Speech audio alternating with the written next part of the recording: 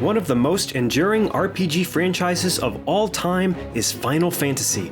With a video game series running since 1987, with 16 mainline titles and dozens of spin-offs, there are fan theories, urban legends, and unsolved mysteries that have left gamers speculating and debating for decades. Here are some of Final Fantasy's strangest urban legends and unsolved mysteries. The Final Fate of Kua.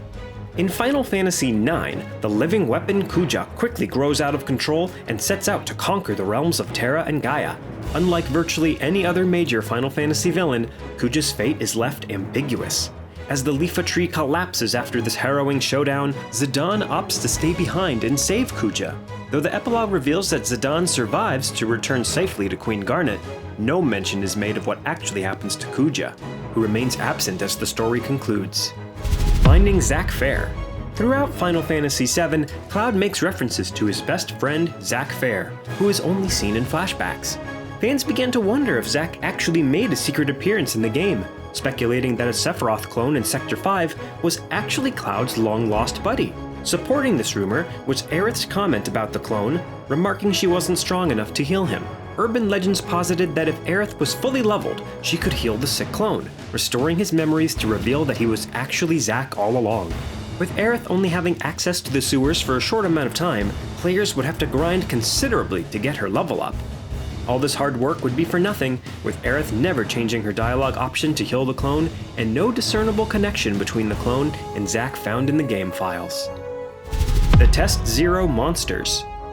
In the original Japanese release of Final Fantasy VII, players who climb down the well near the beginning of Coral Prison have a small chance of battling monsters simply named Test Zero. All subsequent iterations of the game have removed this random battle encounter entirely. There was speculation that there were items that could be earned from defeating these creatures or searching the well further. There is nothing to ground that the Test Zero battles were meant to lead to more secret content in Final Fantasy VII, with the encounters and creatures potentially just a leftover from the debug process. Can Aith be saved? Aerith's death is the most shocking scene in Final Fantasy VII, pushing the story into a much darker tone and setting Cloud and Sephiroth on a climactic collision course. Fans began speculating if there was a way to reverse or avoid this upsetting scene. Cloud lays Aerith to rest in a subterranean pool under the Forbidden City. An urban legend surfaced, which suggested that players could use underwater materia, the game's magical resource, to resurrect her.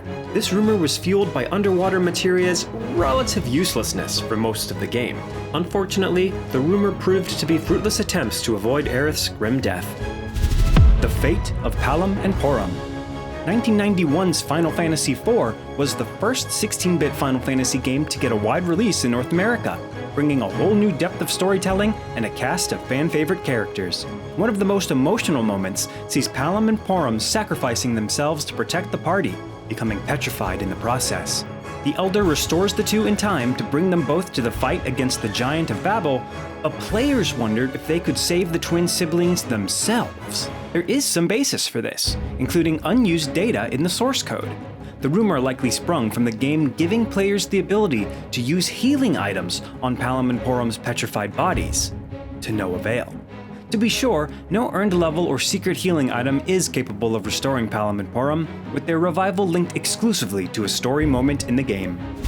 Sephiroth joins the party. Fans began wondering if it was possible to have the silver-haired antagonist join the party. This was fueled by Sephiroth appearing as a temporary and computer-controlled member during Cloud's flashback. In addition to the player lacking control over Sephiroth, he cannot be harmed during his brief time as an ally, nor can his equipment be unequipped. However, there is no way to permanently unlock Sephiroth outside of the flashback sequence. Even over 25 years later, fans still speculate if Sephiroth will become a permanent party member in Final Fantasy VII Rebirth. The Final Fantasy VII-10 connection.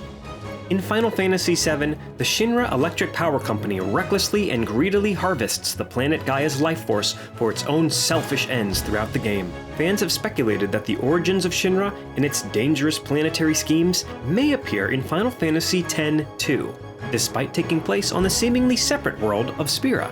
In Final Fantasy X-2, players encounter a young technical prodigy named Shinra, who mentions his plans of devising a way to extract the planet's life force for raw energy. Limitless energy. The life force that flows through our planet, I think. Final Fantasy VII's director, Yoshinori Kyatsu, hinted that it was this Shinra who founded the malicious corporation, which traveled to different worlds to harvest their energy, speculating that Final Fantasy VII took place approximately 1,000 years after Final Fantasy X-2.